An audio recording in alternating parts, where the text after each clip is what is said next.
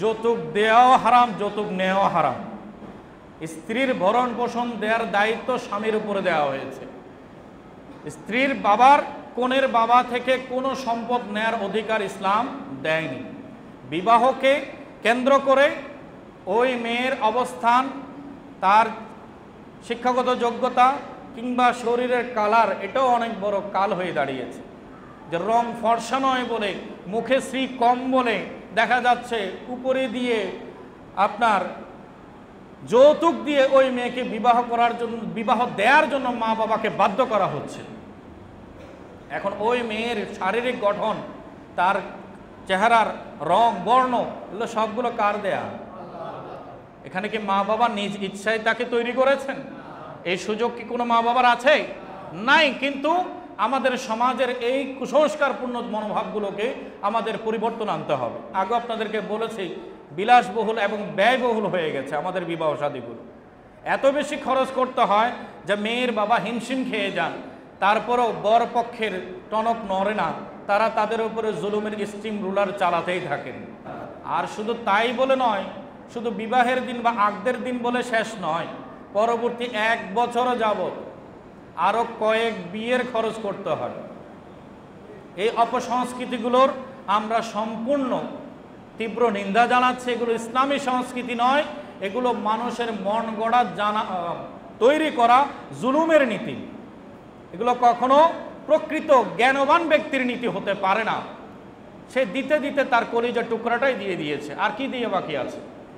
ওই মেয়েটা কি বাবার ঘরে না খেয়ে থাকতো? তার জন্য কি খাবারের ব্যবস্থা তার পিতার ঘরে ছিল না? কাপড়ের ব্যবস্থা ছিল না? থাকার জন্য মাথা গুজার ঠাঁই ছিল না?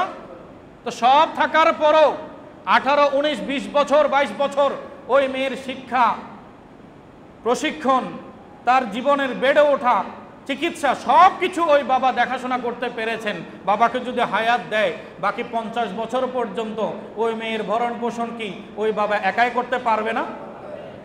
তারপরও শরীয়ত জেনে, পর্দা জেনে, আমার রসুলের সুন্নাহ জেনে নিজের কন্যাকে বিয়ে দিচ্ছেন।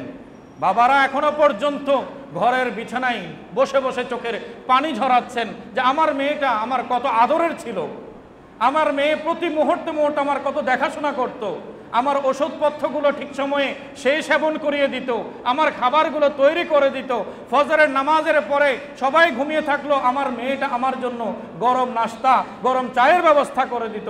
আজকে বিয়ে দেওয়ার কারণে আমার সে প্রিয় মেয়েটা অন্যের ঘরের সম্পদ, সম্মান হয়ে গেছে, আর আমি বাবা মেয়ের আদর থেকে বঞ্চিত হয়ে গেছি। এমন বাবার চোখের পানি এখনো অনেক সমাজে ঝরছে কিনা? আজকে নওজওয়ানদেরকে বলবো,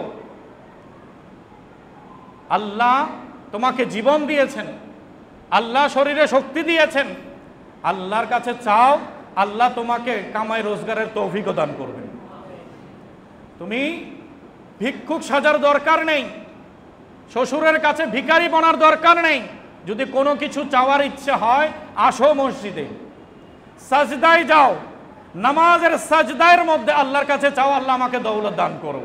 ইনশাআল্লাহ তাবারক ওয়া তাআলা এই মিম্বর থেকে চূড়ান্তভাবে এই বিশ্বাসের সাথে বলেই, তোমার শ্বশুর যা দিতে পারবে না তার চেয়ে বহুগুণ বেশি দৌলত দিয়ে, সম্পদ দিয়ে আল্লাহ তোমাকে ধনী বানিয়ে দেবে। একবার এসে দেখো নামাজের মুসল্লায়, একবার সাজদা দিয়ে আল্লাহর কাছে চেয়ে দেখো, যৌতুকের দিকে আর ভিখারি হতে হবে না। রব্বুল আলামিন পুরো লাইফস্টাইলটা চেঞ্জ করে দেবেন।